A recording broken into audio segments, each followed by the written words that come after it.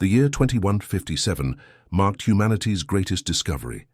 After centuries of wondering if we were alone in the universe, we finally had our answer when 3 massive ships appeared in Earth's orbit one quiet Tuesday morning.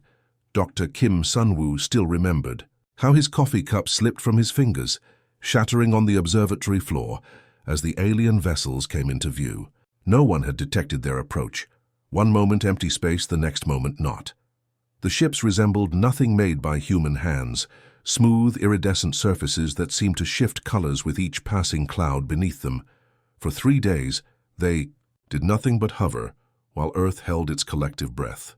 Military forces worldwide stood ready, though everyone knew our weapons would be useless against beings capable of such technology. News networks broadcast non-stop, religious leaders called for prayer, and ordinary people either huddled with loved ones or partied like the world might end tomorrow. On the 4th day, they finally made contact. "They want to meet," said General Han, bursting into the hastily assembled United Nations emergency session. "They're requesting representatives at these coordinates." He pointed to a location in neutral Switzerland.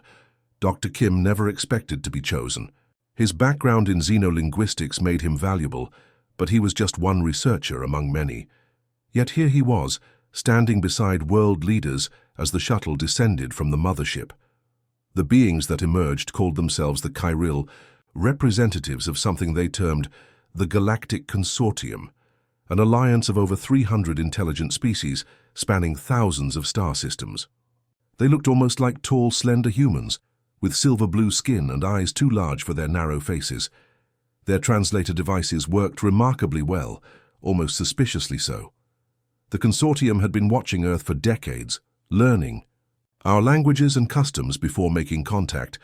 This revelation sent chills down many spines. What else had they observed without our knowledge? "Your species has reached the threshold," explained Talon, the lead diplomat. "You've developed faster-than-light communication theory. This qualifies Earth for provisional membership." Something in their tone bothered Kim. He couldn't quite place it until later that night while reviewing footage of the meeting. It was the same tone his professor had used when praising a child's finger painting, impressed by effort, not result. During the following weeks, the consortium shared glimpses of galactic knowledge, medical advances that could eliminate cancer, efficient energy production that would end fossil fuel dependence, agricultural techniques that could feed billions more, but always with limitations. "Your biological development status prevents full technological exchange," Talon explained, when Kim questioned why they wouldn't share their propulsion technology. "It would be irresponsible." At the 3rd diplomatic dinner, Kim noticed how the aliens placed Earth delegates at a separate, smaller table. When served beverages, the humans received simpler cups than those used by other species representatives. Small things easily dismissed as cultural differences, yet they added up to a pattern. "They see us as children," Kim confided to his colleague. Yoon Jia as they walked through the garden of the newly established consortium embassy. "Promising but primitive," Jia nodded. "Yesterday I tried discussing quantum physics with one of their scientists. He literally patted my head and said I had good intuition for a developing species." Earth formally joined the consortium 3 months after first contact. The membership ceremony felt oddly like a kindergarten graduation, complete with certificates and patronizing speeches about Earth's bright future. What the consortium failed to understand was humanity's unique evolutionary path. Unlike most intelligent species who evolved from herd or hive mind ancestors, humans came from territorial hunters who learned cooperation without losing individuality. Our history was written in both blood and poetry. We built wonders while waging wars, created art while devising weapons. Kim noticed that the aliens seemed puzzled by human emotions, our capacity for both love and rage, for sacrifice and selfishness. During cultural exchange sessions, the chiral representatives appeared disturbed by Earth's history of conflict, yet fascinated by our music and literature. "Your species feels so intensely," Talon commented after watching a ballet performance. "It's unusual." The truth became clearer when Kim gained access to the consortium's species classification system. Humans were categorized as emotionally volatile, high adaptation potential, one of only 4 species with this designation in the entire database of 300. In private meetings, Earth's leaders debated how to leverage this new galactic relationship. Some advocated caution and patience, playing the role expected of us until we learned more. Others resented the condescension and pushed for faster technology transfers. "They're underestimating us," President Ramos declared during a closed session. Perhaps that's an advantage we shouldn't be quick to surrender. What no one realized then was how quickly this advantage would be tested. As humanity began establishing its first off-world colonies and research stations, we were stepping into a complex political landscape we barely understood. The peaceful facade of the consortium masked ancient rivalries and unspoken threats. And 5 years later, when the research station at Proxima Centauri went silent after a brutal attack, the galaxy would learn something the consortium had failed to grasp from studying our history. When humans get angry, when those we care about are threatened, our response isn't measured by cosmic standards of rationality. It would be a lesson written in fire across the stars. The Proxima Centauri research station was humanity's pride, our first permanent settlement around another star. The station orbited Proxima b, the exoplanet we'd dreamed about for generations. 17 brilliant scientists lived there, working on faster-than-light communication technology that might one day let us talk to Earth without the 4-year delay. Dr. Li Jin-ho sent his last transmission on a Tuesday. He showed off the station's hydroponic garden where they'd finally managed to grow strawberries. His daughter back on Earth would turn 6 before he'd see her again, and he promised to bring her fresh strawberries when he returned. That was the last time anyone saw him smile. 3 days later, all signals from Proxima Station stopped. At first, everyone assumed it was equipment failure. Deep space communications had always been temperamental. But when the emergency beacon remained silent for 72 hours, unease spread through mission control. "We're sending a drone," Director Park announced to the families gathered in the Houston Command Center. "It'll take months to reach them, but it's our best option." They didn't have to wait months. 8 days after communications ceased, a consortium diplomatic vessel arrived at Earth with news and footage that would change humanity forever. "We regret to inform you that the Proxima research station has been destroyed," the Chiral ambassador stated without emotion. The attack appears to have been carried out by the Trell Collective. The footage played on screens worldwide. The peaceful research station suddenly surrounded by angular predatory ships. No warnings, no demands, just immediate, overwhelming firepower. The station's minimal defenses crumbled in seconds. Then the Trell ships docked, and armored figures moved through the corridors. The cameras caught glimpses of what happened next. Dr. Wong trying to reason with them, Dr. Patel sheltering younger researchers behind him, Dr. Lee making his final stand at the communications array, desperately trying to send a warning home. None of them stood a chance. "The Trell appear to have been after your FTL communication research," the ambassador explained. "They believe such technology belongs exclusively to senior consortium members." President Ramos's voice shook with barely controlled fury. "And what will the consortium do about this attack?" The ambassador's expression didn't change. "We offer our sincere condolences. However, the Proxima system lies in disputed space near Trell territory. Our non-interference principles prevent direct action in frontier disputes." The room temperature seemed to drop 10 degrees. 17 humans were murdered, Director Park said slowly. "This wasn't a frontier dispute, it was a massacre." "We understand your emotional response," the ambassador replied. "Developing species often struggle with the complexities of galactic diplomacy. Perhaps this incident demonstrates that humanity expanded outward prematurely. They left behind a formal statement expressing thoughts and concerns and offering to discuss improved security protocols for any future human endeavors beyond our solar system." As the ambassador's ship departed, something changed on Earth. News of the massacre spread rapidly. Footage of the attack played on constant loops. The scientists' names and faces appeared on memorials in every city. Children left toys at makeshift shrines. Artists painted murals of the station across buildings worldwide. In government chambers, military leaders gathered with a new sense of purpose. Nations that had squabbled for centuries found common ground. Old enemies shook hands across conference tables, resources were pooled, factories repurposed. "They think we're just going to accept this," Admiral Kim said during the first Emergency Defense Council. "They expect diplomatic protests, perhaps sanctions, or a retreat back to our solar system." "They don't understand us at all," replied General Choi, spreading out schematics for Earth's modest fleet of interstellar vessels. "How quickly can we refit these for combat operations?" The consortium analysts said it would take us decades to develop effective space combat capabilities, one engineer noted. "Then let's show them how wrong they are," Admiral Kim replied. Within weeks, shipyards around Earth hummed with activity. Civilian space vessels were reinforced and armed. Military satellites were repurposed into weapon platforms. Scientists, who had been working on peaceful exploration technologies, now turned their knowledge toward defense and offense. What troubled consortium observers most wasn't just the speed of this transformation, it was the unity. Humanity moved with single-minded purpose, setting aside differences that had divided us throughout history. On the 56th day after the massacre, Earth received an unexpected visitor. A small Trell scout ship appeared at the edge of our solar system, likely expecting to find a grieving, fractured civilization. What they found instead was a solar system bristling with newly established defenses and a fleet of 30 combat-ready vessels that hadn't existed 2 months earlier. The Trell scout never made it back to report what they'd found.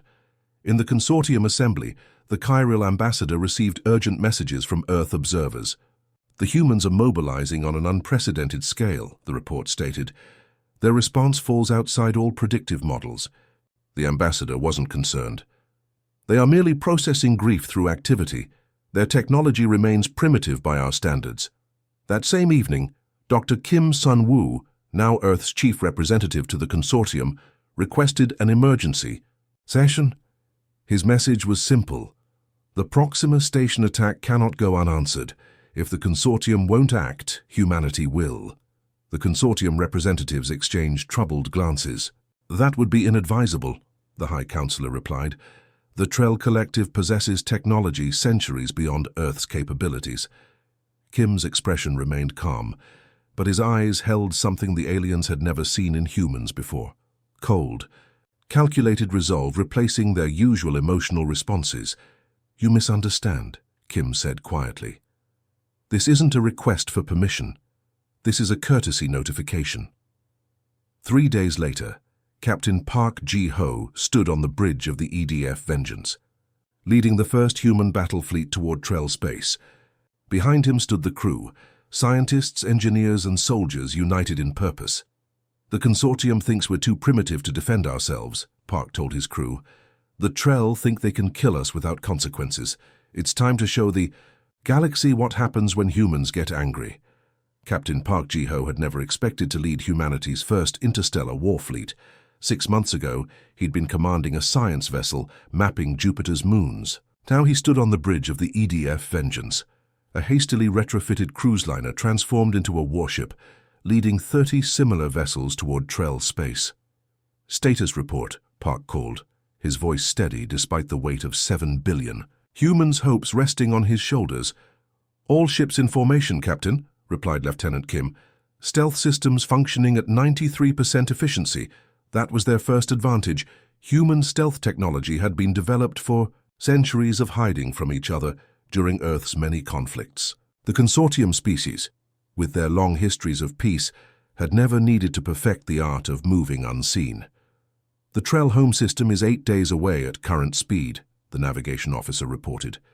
"Their defense network remains unaware of our approach." Park nodded. "Maintain course, remind all ships, radio silence until we reach the target." This mission wasn't about revenge, though many on Earth had called for it. This was about survival. Intelligence gathered from consortium data revealed the Trell had attacked 3 other developing species in the past century. Each time, the Hive consortium had offered condolences, while the targeted civilization retreated to their home systems, too frightened to venture outward again. That wouldn't be humanity's story. On the 5th day of their journey, they captured a Trell patrol ship. The aliens aboard were tall, chitinous creatures with multiple compound eyes and clicking mandibles. They seemed genuinely shocked at being detected and overpowered by primitive humans. The Trell commander refused to answer questions until Park showed him the footage from Proxima Station. "You murdered our scientists," Park said simply. "Scientists working on communication technology, not weapons, not territory expansion. Just a way to talk to their families without waiting years for messages." The Trell's mandibles clicked rapidly, their version of dismissive laughter.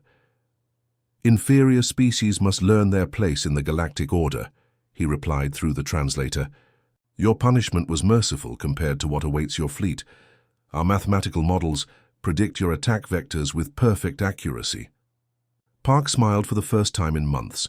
"That's exactly what we're counting on." The human fleet split 3 days later.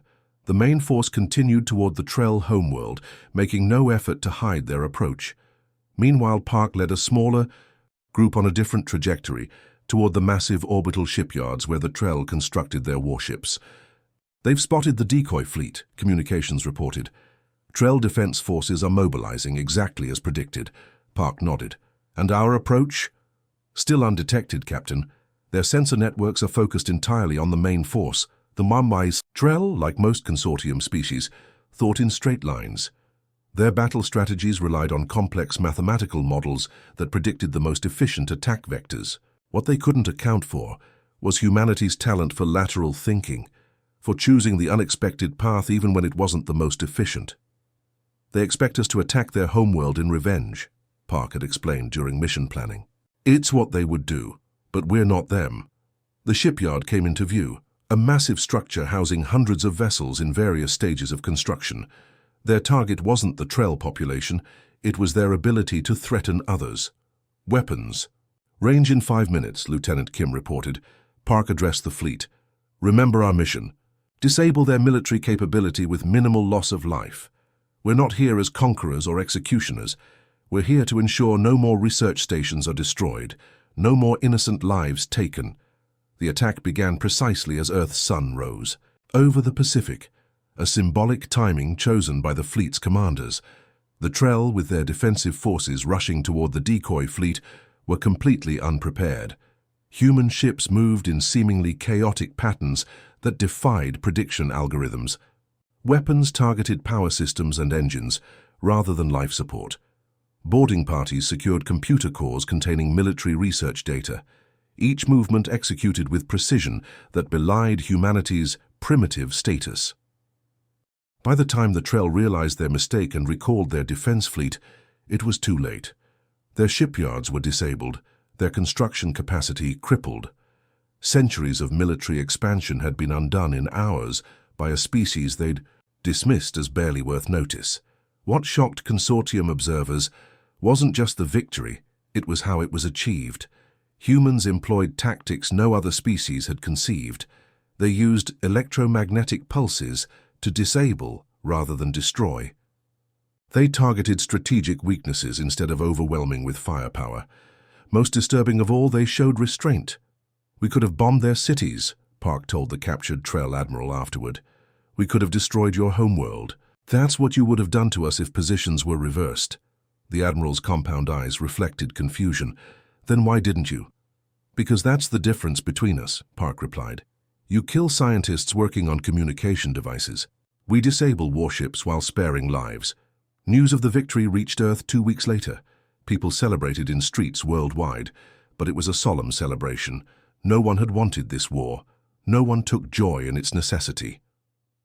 In the consortium, assembly representatives watched footage of the battle with growing unease. Species that had existed in peace for millennia suddenly faced an uncomfortable reality. Humans weren't just another sentient species. They were predators who had learned to use tools, predators who had spent their evolutionary history competing against themselves and emerging stronger for it. They developed space combat innovations in months that our simulations predicted would take centuries, one Kyril scientist reported to the assembly. Their tactics demonstrate creativity that our strategic algorithms cannot predict. Perhaps most concerning, added another, is that they showed restraint. They deliberately avoided civilian casualties even at tactical disadvantage.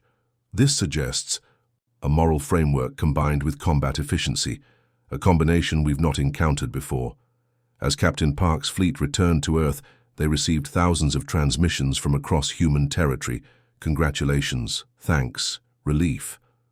But the message that affected Park most came from Dr. Lee's daughter on Earth.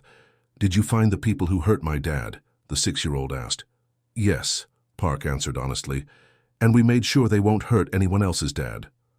"Good," she said, simply. Then, after a pause, "Did you remember to bring my strawberries?" Park smiled through tears. "I didn't, but I promise we'll grow some for you here on Earth." That promise, to build rather than destroy, to create rather than conquer, would define humanity's next steps into the galaxy. But first, the consortium would need to understand exactly what kind of species they had invited to join them among the stars. The consortium assembly hadn't experienced true shock in over 3 centuries. The gathered representatives of 300 species sat in stunned silence as they watched the footage from the Trell conflict for the 5th time. A species that had barely achieved interstellar travel had systematically dismantled the military capacity of a civilization thousands of years more advanced. "This defies all predictive models," Elder Zoran of the Kyril finally stated, breaking the uncomfortable silence. "Humans should not have been capable of this." Ambassador Li Hei-Wan sat quietly at the back of the chamber, Earth's lone representative, permitted to observe but not participate in these proceedings. He maintained a carefully neutral expression as the assembly members discussed his species as though he weren't present. "We must consider historical precedent," said Representative Van of the Madari, activating the central holographic display. "Search archive, species with similar developmental patterns to humans." The ancient database hummed to life, sorting through millions of years of galactic history. A single result appeared. "The Carthans," Van read, surprise evident in their voice. "Extinct for over 15,000 years, Elder Zoran's color shifted to pale blue, a sign of distress. "Access full historical record on the Carthan civilization." The images that appeared showed a species physically different from humans, but with striking similarities in development patterns. Like humans, they had evolved as predators. Like humans, they had developed technology while still engaging in territorial conflicts. Like humans, they had demonstrated both remarkable violence and extraordinary creativity. "The Carthans nearly collapsed the early consortium," Elder Zoran explained for the younger representatives. "Their expansion was aggressive, unpredictable. When provoked, they responded with disproportionate force. Eventually, they were contained." Ambassador Lee's fingers tightened slightly on his datapad. The word "contained" held ominous implications. "We must take immediate action regarding the human problem," declared Representative Elcor of the Benthari. "Their violent tendencies, combined with their technological adaptability, presents an unacceptable risk." The assembly erupted into overlapping conversations, proposals ranging from reasonable to extreme. Some suggested bringing humans fully into the consortium, accelerating their cultural development. Others advocated for restrictions on human expansion, confinement to their solar system, or more drastic measures. What none of them realized was that their supposedly secure communications had been compromised months ago. Back on Earth, in the underground complex beneath Geneva, Director Yoon reviewed the live feed from the Assembly with the Emergency Response Council. "They're afraid of us," noted Admiral Kim, who had helped plan the Trell operation. "With good reason," replied General Song. "We dismantled the Trell military in days. They're wondering who's next." Director Yoon raised her hand for silence. "More. Concerning is this reference to containment of the Carthans. We need to know what that means before they try anything similar with Earth." The intelligence team had been working around the clock, piecing together fragments of consortium history from their compromised data streams. What they found was troubling. "The Carthans weren't contained," said Analyst Park, displaying his findings. "They were systematically eliminated, their colonies isolated, their supply lines cut, their homeworld eventually sterilized through engineered pathogens that targeted their specific biology." Silence fell over the room. The operation was led by a species called the Valia, Park continued, one of the founding members of the consortium. Director Yoon nodded grimly. And where are the Valia now? They hold 3 seats on the High Council, and according to diplomatic records, they were especially interested in our genetic samples during first contact. The implications were clear. The consortium projected peace while eliminating threats through indirect means. The attack on Proxima Station suddenly appeared in a new light, not a random act of aggression by the Trell, but possibly a calculated first step in a containment strategy. Ambassador Lee's secure channel activated, connecting him to Geneva. The Assembly is voting on a resolution regarding Earth, he reported quietly. I've been asked to leave the chamber during deliberations. Understood, Director Yoon replied. We're implementing phase revelation. Back in the Assembly, the representatives had reached an uncomfortable consensus. Humanity would be offered a choice: accept restrictions on their expansion and military development, or face isolation from consortium resources and protection. This is the most humane solution, Elder Zoran assured the Assembly. Over generations, their aggressive tendencies can be guided toward more peaceful expressions. The massive doors to the chamber suddenly opened. Ambassador Lee had returned, but not alone. With him stood a human woman none of them recognized. This session is closed to observers, protested Representative Elcor. Security, remove these. Humans at once. Ambassador Lee stepped forward. The Assembly will want to hear what Dr. Yoon has discovered. It concerns the attack on Proxima Station. Security personnel hesitated, looking to the elders for direction. Dr. Yoon didn't wait for permission. She activated her datapad, and the chamber's display filled with a series of communications intercepts, shipping manifests, and financial transactions. The C.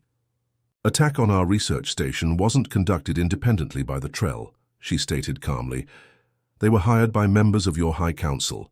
The Assembly erupted in objections and demands for proof. Dr. Yoon continued displaying evidence: Valia encryption codes on Trell payment authorizations, communication patterns between High Council members before and after the attack, equipment, transfers that had armed the Trell ship specifically for the Proxima operation. The Trell were simply tools, she concluded. The decision to murder our scientists came from within this chamber. Elder Zoran's skin had paled to nearly white. These accusations require investigation. If there is any truth— The investigation is complete, Ambassador Lee interrupted. We have transmitted this evidence to every consortium member world. The public data feeds are receiving it as we speak. This was humanity's true strength, not just their capacity for decisive military action, but their ability to uncover truth and their willingness to share it openly. While the consortium operated through layers of secrecy and manipulation, humans had built civilizations on the principle that information should flow freely. What do you want? Elder Zoran finally asked, recognizing the shifting balance of power. Ambassador Lee's expression remained calm. Justice for our murdered scientists, transparency in consortium operations, and a fundamental restructuring of how developing species are treated. Or? Representative Elcor challenged. There is no or, Dr. Yoon replied simply. We're not here to threaten you. We're here to change you. In that moment, the Assembly began to understand the true nature of the species they had underestimated. Humans weren't dangerous because they could fight when cornered. Many species could. They were dangerous because when faced with injustice, they didn't just seek revenge. They sought to transform the system that allowed injustice to exist. The revelation wasn't just humanity exposing consortium corruption. It was the galaxy discovering what humans had always known about themselves, that their greatest strength wasn't their ability to destroy, but their relentless drive to build something better from the ashes. 1 year after the revelation, the Galactic Consortium headquarters on neutral planet Avaris looked remarkably different. The Grand Chamber, where representatives had once been segregated by species development, now featured a circular arrangement where all members sat as equals. The change had been just one of many reforms pushed through by the human delegation. Captain Choi Min-soo, once a military commander, now wore the blue uniform of the newly established Galactic Peacekeeping Force. He watched as representatives from 30 species debated the application of a newly discovered civilization for consortium membership. "They've barely achieved faster-than-light travel," argued Representative Elcor of the Benthari, one of the few who had maintained their position after the reforms. Traditional protocol would classify them as a developing species with limited privileges. "Traditional protocol failed," responded Ambassador Lee, humanity's voice in the chamber. "It created a system where advanced species exploited emerging ones. We propose full membership with developmental support." The vote that followed would have been unthinkable 2 years ago. The motion passed with overwhelming support. Species that had once clung jealously to their advanced status now recognized the benefits of genuine cooperation. Outside the chamber, Captain Choi met with his mixed species security team. The humans, Kirill, Madari, and even 2 Trell worked together, their different evolutionary backgrounds providing unique perspectives on peacekeeping. "Ready for deployment to the Orion sector?" Choi asked his second-in-command, a Kirill named Talon, the same diplomat who had once greeted Earth with thinly veiled condescension. "The ships are prepared," Talon replied, "though I still believe a show of force is unnecessary." Choi smiled. "It's not a show of force, it's a show of unity. The pirates targeting trading routes need to see that the peacekeepers represent all consortium species working together." This was perhaps the most profound change humans had brought to galactic society. Where the old consortium had maintained peace through secrecy, manipulation, and occasional elimination of threats, the reformed organization built security through transparency, cooperation, and visible deterrence. Across the galaxy, the effects rippled outward. On the former Trell homeworld, human agricultural experts worked alongside local scientists to repair ecosystems damaged by centuries of industrial expansion. Rather than punishing the entire species for their leaders' actions, Earth had extended a hand of cooperation. "Your people killed ours, and yet you help us now," a Trell community leader remarked to Dr. Yoon during a soil reclamation project. "This behavior defies logical analysis." "That's because it's not about logic," Yoon replied, checking readings on a portable soil analyzer. "It's about breaking cycles. Your leaders attacked our station because they were manipulated by corrupt consortium elders who themselves were acting out of fear established millennia ago. Someone needs to be first to say enough." On Earth, changes were equally dramatic.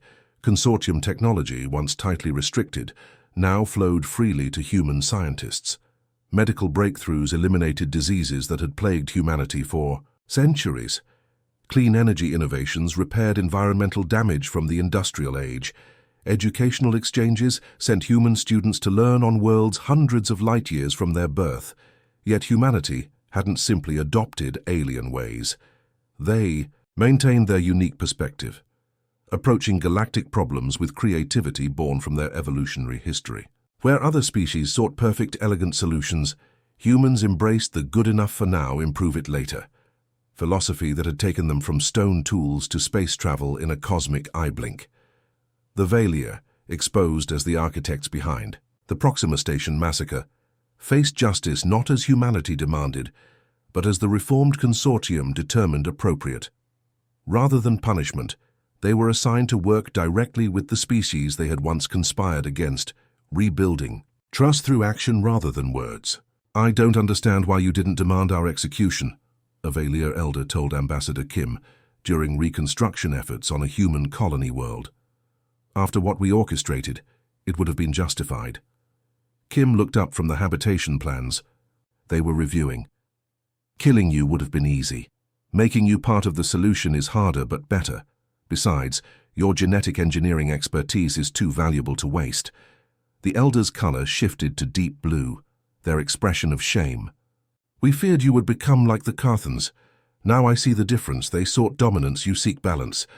Perhaps the most meaningful change came 6 years after first contact, when the memorial ceremony for the Proxima Station scientists was held not just on Earth, but on every consortium world.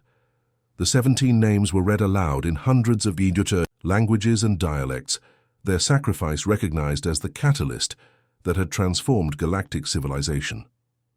At the main ceremony on Earth, Captain Park Ji-ho, now Admiral Park, stood before the gathered representatives of 200 species. "We gather today not just to remember our lost friends and colleagues," he began, his voice carrying across the hushed crowd, "but to celebrate what their legacy has built." He gestured to the starscape visible through the transparent dome above. "Them. 6 years ago we were strangers to this galaxy. We were classified as developing, kept apart, our potential feared rather than welcomed. The attack on Proxima Station could have driven us toward vengeance or isolation. Many expected it would." Admiral Park paused, looking at the faces, human and alien, watching him intently. "Instead, we chose a harder path. We demanded justice, not revenge. We sought reform, not destruction. And in doing so, we discovered that our greatest strength, the quality other species once feared in us, wasn't our capacity for anger." A small girl stepped forward, carrying a tray of strawberries, descendants of those once grown on Proxima Station. Dr. Lee's daughter, now 12 years old, offered them to the assembled dignitaries. "It was our capacity for change," Park continued, "for seeing what is and imagining what could be." Later that evening, as the celebrations continued across Earth, Captain Choi found himself standing at the memorial wall with a Chiral diplomat. "I still don't fully understand your species," the Chiral admitted. "Your emotional responses seem contradictory. You're capable of great violence, yet show remarkable restraint. You demand justice, yet offer forgiveness.